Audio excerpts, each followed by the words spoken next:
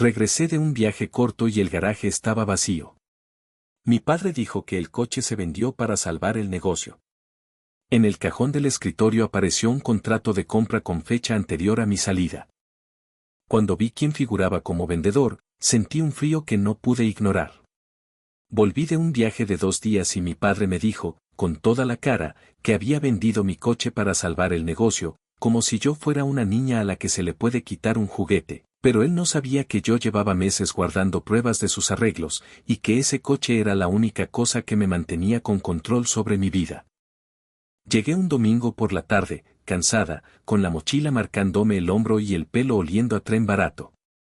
Venía de Valencia, una escapada corta para despejarme de la cabeza y, sinceramente, para no seguir discutiendo con él por lo mismo de siempre, que su taller estaba mal, que los proveedores aprietan, que hay que aguantar, y que yo no entiendo de sacrificios.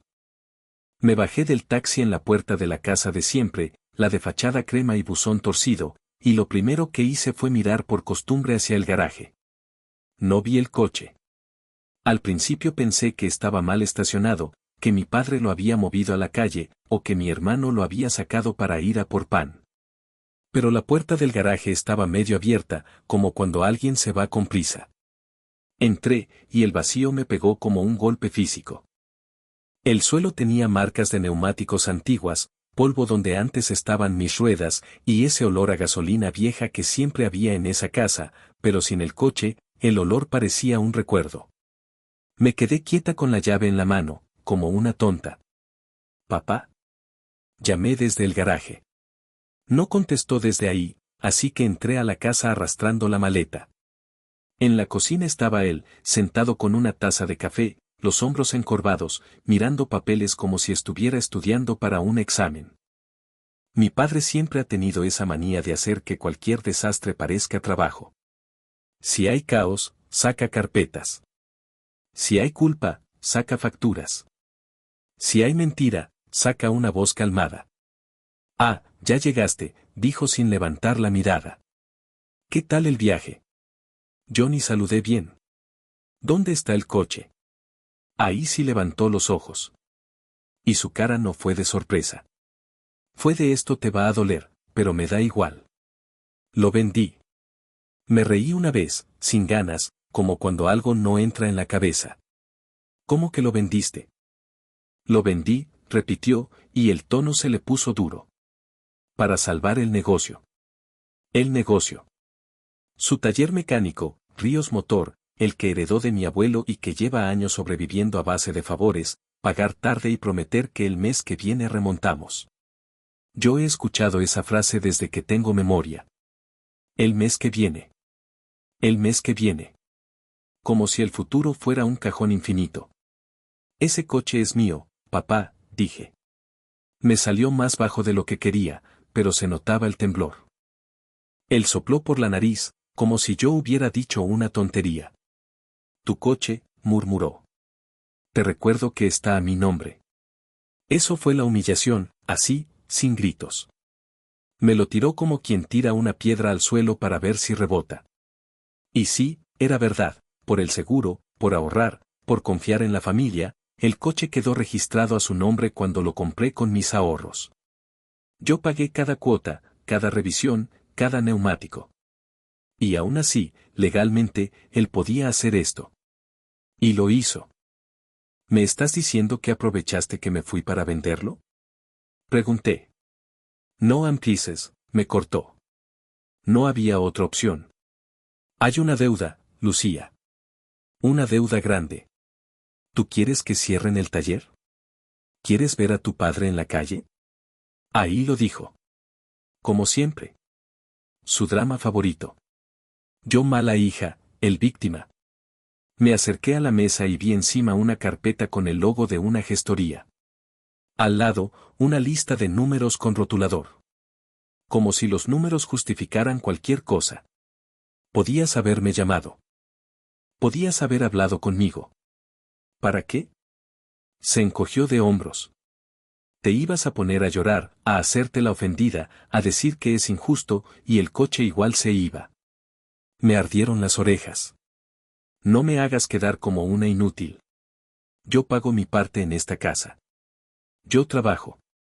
Y tú no puedes tocar mis cosas así. Él se levantó despacio, empujando la silla. Mientras vivas bajo este techo, esto es familia. Y la familia hace lo que hay que hacer. Esa frase me dio ganas de romper algo. Porque en su boca familia siempre significa tú cedes.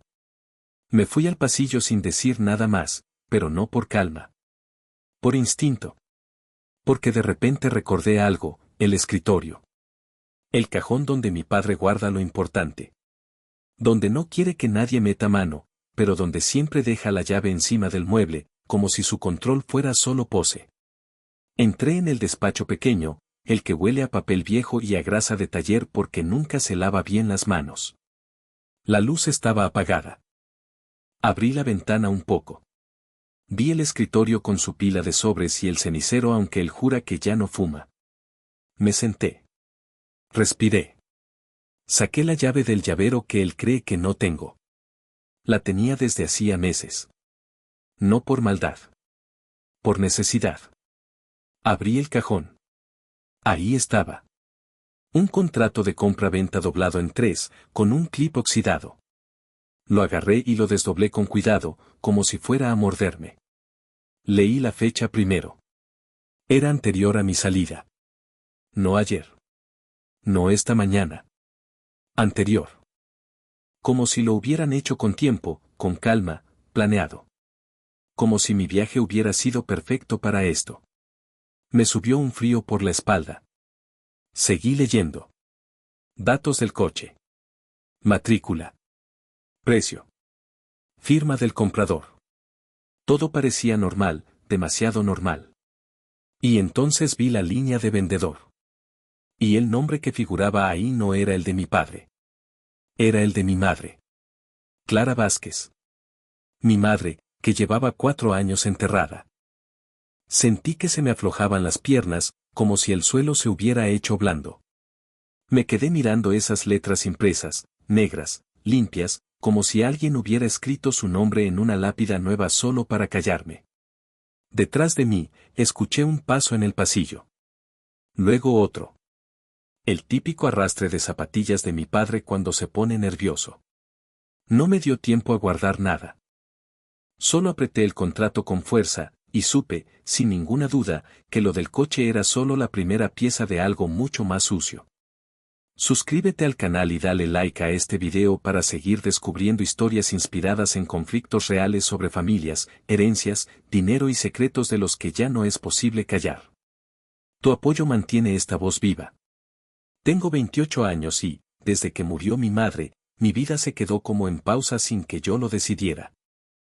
Trabajo en administración en una empresa de paquetería, en un puesto normal, de esos de correos, Excel, llamadas y clientes enfadados. No gano una fortuna, pero era constante, me organizaba, ahorraba y me daba mis caprichos pequeños. El coche era mi orgullo porque lo pagué yo, cuota a cuota, con horas extra y renunciando a 1000 cosas. Me daba libertad. Si quería irme a dormir a casa de una amiga, si quería escapar un fin de semana, si quería llegar temprano al trabajo sin depender de nadie, yo podía. Y aún así, por practicidad y por confiar en mi padre, el coche quedó a su nombre.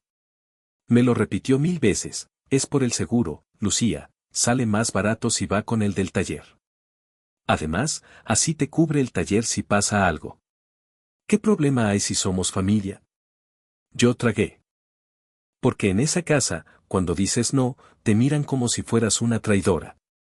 Desde fuera, la rutina parecía normal. Me levantaba a las 7, me hacía café con leche, tostada con aceite, y mientras desayunaba escuchaba el ruido de la puerta metálica del taller cuando mi padre la subía. Siempre lo mismo, el chirrido, luego la radio con noticias, luego herramientas golpeando. A veces él pasaba por la cocina y dejaba un beso rápido en mi cabeza, como un gesto automático, y a veces ni me miraba. Yo me vestía, cogía el bolso, y bajaba al garaje con mis llaves como si fueran un amuleto. Mi padre, Daniel Ríos, siempre fue de carácter fuerte. No te pega, no grita todo el día, pero te dobla con frases. Te deja claro que su opinión es la verdad y lo tuyo es capricho. Mi madre, Clara, era la que equilibraba todo. Ella tenía esa forma de decir Daniel, ya está bien y el mundo se calmaba un poco. Cuando ella murió, él se quedó sin freno. Y yo me quedé sin escudo. Clara se fue demasiado rápido. Un año de médicos, pruebas, citas, y luego el silencio raro de la casa cuando todo se acabó. Después vinieron los papeles, pensiones, banco, impuestos, herencia. Mi padre se encargó de todo, según él. A mí me decía, no te preocupes, yo lo arreglo. Y yo, que estaba hecha polvo y tenía que trabajar, le creí. O quise creerle. El taller ya iba regular antes, pero después se puso peor. Los clientes empezaron a pagar tarde. Los proveedores llamaban a cada rato. Mi padre empezó a fumar otra vez, aunque lo negaba. Y a la mesa de la cocina llegaban sobres con letras rojas, avisos, cosas que él escondía rápido cuando yo entraba. En el primer año, yo aportaba lo que podía. Pagaba la compra, el internet, parte de la luz. Mi padre me lo agradecía a su manera, menos mal que tú eres la responsable. Eso sonaba bonito, hasta que entendí la trampa. Ser la responsable significaba que me tocaba sostener el techo mientras otros hacían lo que querían. Porque estaba mi hermano. Álvaro tiene 34. Es el típico que siempre está a punto de levantar cabeza. Siempre tiene un plan nuevo. Siempre necesita que le echen una mano. Y mi padre lo perdona todo. Álvaro aparece y desaparece. Si trabaja 2 meses seguidos, es un milagro. Si paga una deuda, es un esfuerzo enorme. Si no paga nada, es que está pasando una mala racha. Yo, en cambio, soy la que no entiende la familia cuando pongo límites. Un ejemplo, hace 6 meses, mi padre me pidió que sacara un préstamo a mi nombre. Lo dijo como si me pidiera pan. Son 8.000 euros, Lucía. Para aguantar 2 meses y ya está. Te lo devuelvo en cuanto entren 2 coches grandes que tengo ahí. Yo lo miré, con la taza en la mano, y le pregunté algo que me dolió hasta decirlo. ¿Y por qué no lo sacas tú? Él apretó la mandíbula. Porque ahora mismo el banco no me lo da. Y tú tienes nómina limpia. Ahí estaba la verdad. Él no quería ayuda. Quería usar mi nombre. Le dije que no y ese día me trató como si lo hubiera abandonado. Estuvo 2 semanas sin hablarme bien, soltando comentarios al aire, qué egoísta está la gente hoy. Tu madre jamás habría dejado caer el taller. En esta casa todos nos sacrificamos, menos algunos. Yo aguanté. Me tragué el orgullo, porque vivir allí era ya bastante tenso. Pero también empecé a fijarme en detalles. En cosas que antes me daban igual. Una tarde, volví del trabajo y encontré a mi padre en el despacho con una carpeta abierta. Encima había una fotocopia del DNI de mi madre. Me quedé en la puerta. ¿Eso por qué lo tienes ahí? Él ni se inmutó. Gestoría. Me han pedido datos para cerrar unas cosas pendientes. ¿Pero de mamá? Sí, Lucía. No todo se cierra cuando alguien muere. Sonaba lógico, pero me dejó una sensación rara. Como si él manejara su identidad como una herramienta más del taller. Otra vez, me pidió que firmara un recibí sin leerlo. Es para que el proveedor me suelte material. Yo dije que no firmaba nada sin leer. Se enfadó muchísimo, como si lo hubiera insultado. ¿Me estás llamando mentiroso? No. Estoy diciendo que quiero leer. Y me quitó el papel de las manos y se fue dando un portazo. Todo eso se me vino a la cabeza cuando vi aquel contrato en el cajón. El nombre de mi madre ahí, como vendedora, con una fecha anterior a mi viaje. Como si ella estuviera viva y hubiera decidido, por voluntad propia, vender mi coche. Recordé entonces algo que me dio escalofríos: mi padre guardaba una carpeta negra con documentos de mi madre. Siempre la he visto, desde pequeña, en el armario alto del despacho. Ella decía que ahí estaban las cosas importantes, escrituras, seguros, notas, contraseñas anotadas en un papel doblado. Cuando murió, esa carpeta pasó a manos de mi padre. Y él nunca dejó que yo la tocara. Eso no te hace falta, me dijo una vez. Tú no te metas en líos de mayores. Líos de mayores. Como si mi madre fuera de su propiedad incluso después de muerta. Ese día, con el contrato temblándome en las manos, entendí que el problema no era solo el coche. El coche era un síntoma. El problema era que mi padre se sentía con derecho a usar nombres, firmas y cosas ajenas para tapar un agujero que no paraba de crecer. Y si ya había puesto a mi madre como vendedora, ¿qué más estaba firmando en su nombre? ¿Qué más había movido sin decirme? Porque mi madre no solo era mi madre. También tenía parte de la casa. Tenía cuentas. Tenía decisiones pendientes. Y yo, por ser su hija, tenía derecho a saber qué pasó con todo eso. Pero en esa casa, la información era poder. Y mi padre llevaba años guardándola como oro. Volví a doblar el contrato despacio y lo apreté contra el pecho. Desde la cocina me llegó su voz, llamándome con una calma falsa, como si nada. Lucía, ven un momento. Yo miré el cajón abierto, miré la puerta del despacho y, por primera vez, pensé algo que me dio miedo y fuerza a la vez: si no me movía ya, no solo iba a perder un coche, iba a perder todo lo que mi madre dejó atrás, sin enterarme siquiera. Salí del despacho con el contrato doblado en el puño y lo encontré en la cocina como si nada, revisando el móvil con la taza de café ya fría. Mi padre levantó la vista y sonrió, esa sonrisa corta que usa cuando quiere mandar sin levantar la voz. ¿Qué pasa ahora?, dijo. Me quedé de pie frente a él. No me senté. Si me sentaba, sentía que perdía terreno. ¿Vendiste mi coche mientras yo estaba fuera?, pregunté otra vez, pero esta vez no era una pregunta de verdad. Ya te lo he dicho. Para salvar el negocio, respondió, y miró hacia la ventana como si la conversación le diera pereza. No me hagas repetirlo. Saqué el contrato y lo dejé sobre la mesa. El papel hizo un sonido seco contra la madera. Explícame esto. Él lo miró un segundo. Solo un segundo. Fue suficiente para ver cómo se le tensó la mandíbula. No lo tocó enseguida, como si tuviera miedo de que le quemara. ¿De dónde sacaste eso?, preguntó, ya sin sonrisa. Del cajón del escritorio. ¿Del que no debo tocar, te suena? Mi padre tomó el contrato y lo leyó rápido, como quien revisa una etiqueta. Y entonces vi el gesto, ese micromovimiento de los ojos hacia el nombre de mi madre. Clara Vázquez. Ahí se le fue la calma. Esto no es lo que crees, dijo, y lo dobló con un cuidado raro, demasiado cuidadoso. Es un trámite. Papeles de gestoría. No es un trámite, papá. Aquí pone que la vendedora es mamá. Se me quebró la voz en mamá, y me odié por eso.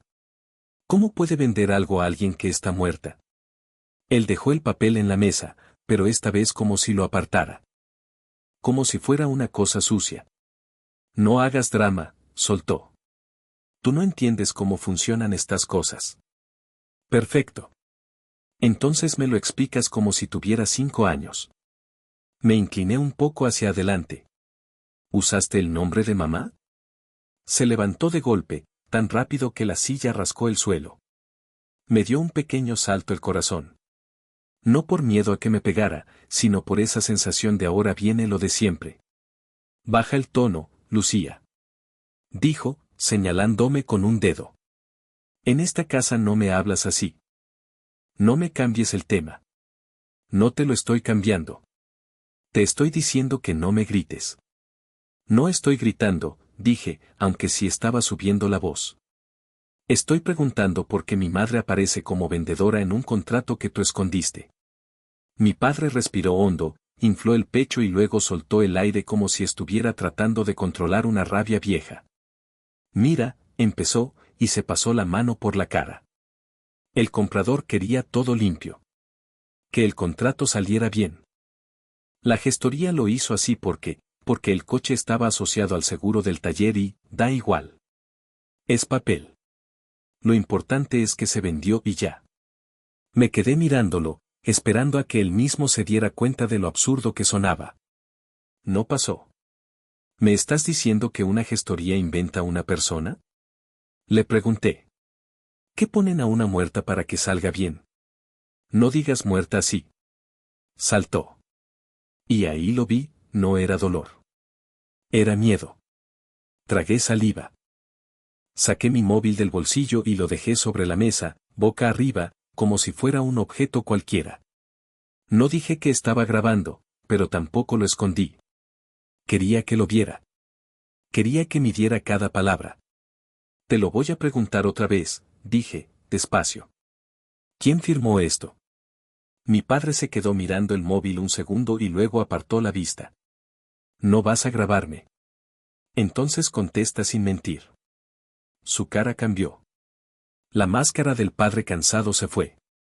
Volvió el Daniel que manda. Escúchame bien, dijo. Aquí hay facturas. Hay nóminas. Hay proveedores que no esperan. ¿Tú crees que a mí me gusta hacer estas cosas? ¿Tú crees que me divierte? Lo hice porque alguien tenía que hacerlo. Estas cosas significa usar el nombre de mamá, dije. Significa falsificar. Él dio un paso hacia mí.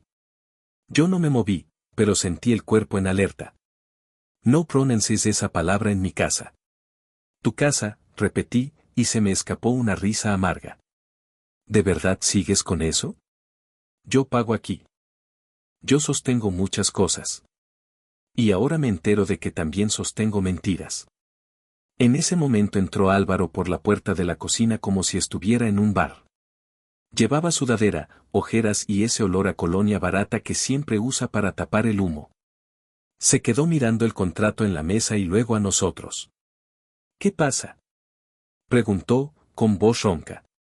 Mi padre se giró hacia él como si lo necesitara de escudo. Nada. Tu hermana está montando un numerito.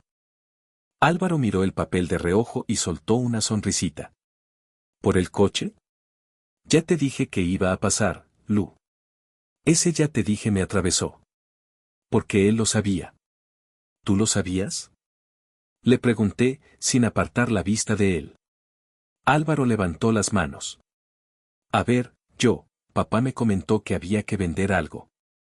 No te pongas así. ¿Vender algo? Repetí. ¿Y decidieron que ese algo era mi coche? Mi padre golpeó la mesa con la palma. No fue un golpe brutal, pero el sonido reventó el aire. Ya basta. Gritó. Se acabó. No vas a venir aquí a juzgarme. Si no te gusta, ahí tienes la puerta. Me quedé helada. La frase exacta, la amenaza favorita. Y por primera vez no me hizo chiquita. Me encendió. ¿Me estás echando?, pregunté. Te estoy diciendo que respetes, dijo él, pero ya era lo mismo. Álvaro se metió, como siempre, con su tono de mediador falso. Lu, no lo hagas más grande. Papá lo hizo por el taller. ¿Y por nosotros? ¿Por nosotros? Lo miré fijo. Dime la verdad, Álvaro. ¿Cuánto dinero necesitabas tú? Álvaro se quedó callado. Su cara se puso dura, como si le hubieran apagado la luz. Mi padre se giró hacia él. Cállate, le dijo, casi en un susurro. Ahí entendí todo lo que no estaban diciendo.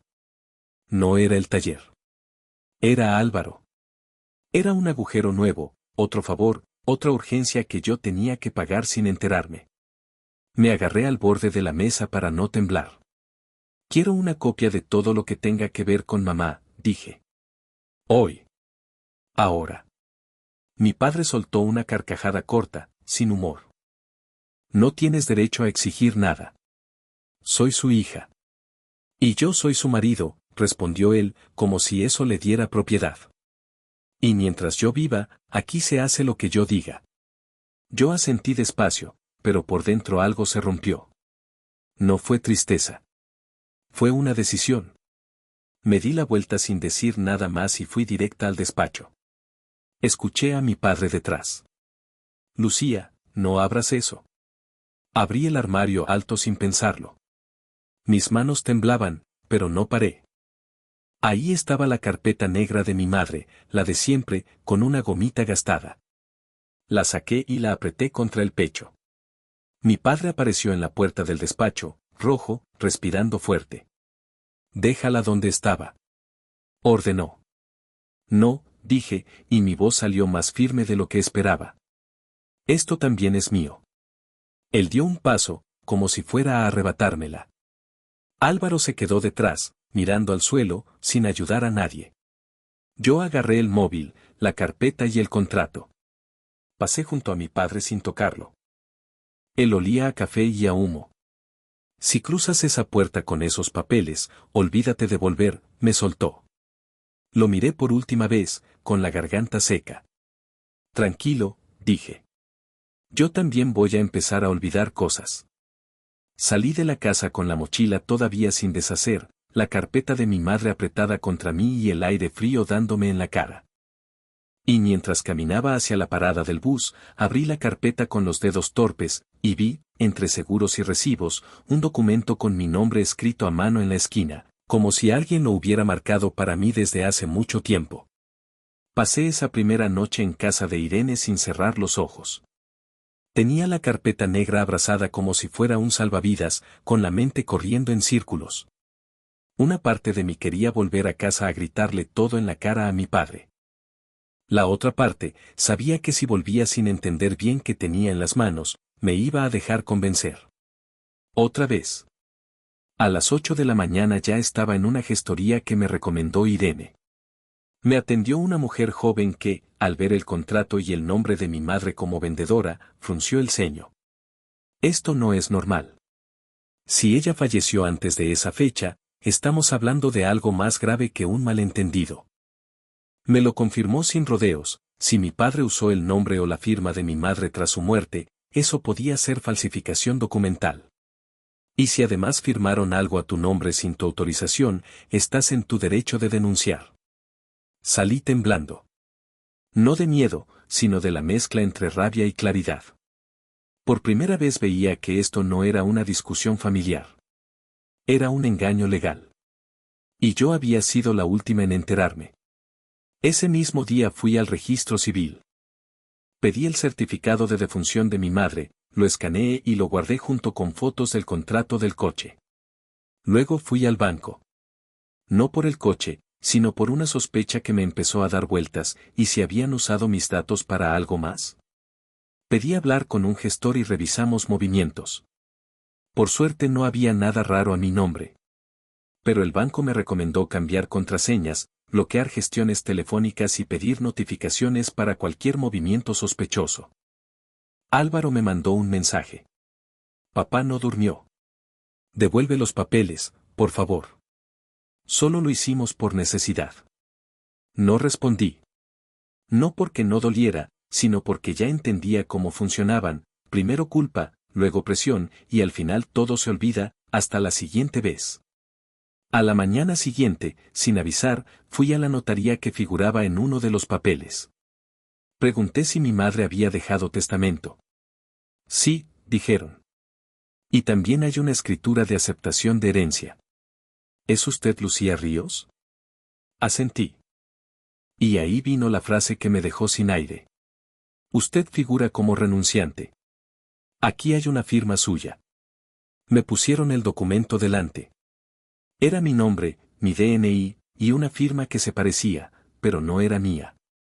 «Yo no firmé esto», dije. El notario se puso serio. «Entonces hay que denunciarlo. Y proteger su parte cuanto antes». Salí de ahí con la carpeta de pruebas bajo el brazo y el corazón latiéndome en la garganta. Me temblaban las piernas al bajar las escaleras. Pero ya no era solo angustia. Era decisión. La historia ya no la iban a contar ellos. La iba a contar yo. Con mi voz, mis pruebas y mi verdad. La denuncia fue más rápida de lo que imaginaba. No fue un acto heroico ni una escena dramática. Fue sentarme frente a una mesa, responder preguntas claras y entregar copias. Fecha del viaje. Fecha del contrato.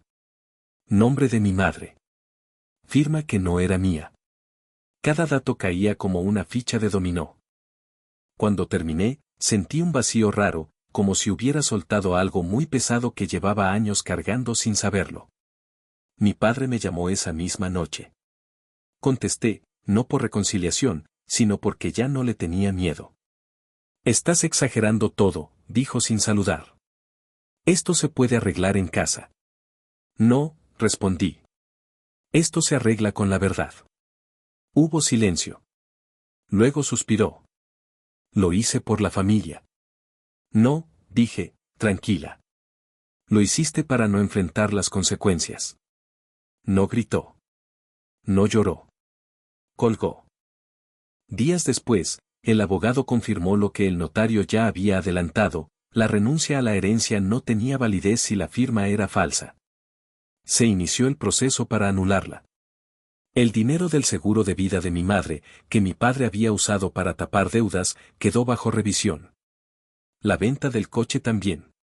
El comprador, al enterarse del uso del nombre de una persona fallecida, aceptó declarar. El dinero quedó bloqueado.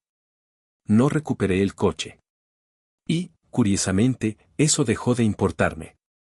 Lo que recuperé fue algo que no sabía que había perdido: mi lugar. Álvaro me escribió una última vez. No para pedirme perdón, sino para decirme que ojalá no hubiera llegado tan lejos. No le contesté. Por primera vez entendí que su problema no era conmigo, sino con asumir su responsabilidad. Y eso ya no era mío. El taller cerró meses después. No por mi culpa, como intentaron decir algunos familiares, sino porque llevaba años sostenido con mentiras y parches. Mi padre tuvo que vender maquinaria, afrontar deudas y aceptar ayuda externa. Ya no tenía nombres ajenos para esconderse detrás. Yo, mientras tanto, hice algo simple: alquilé un piso pequeño. Un lugar mío.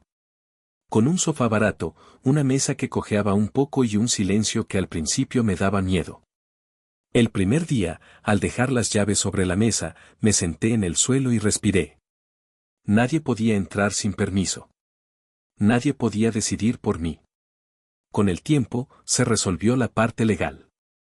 No fue rápido ni perfecto, pero fue justo.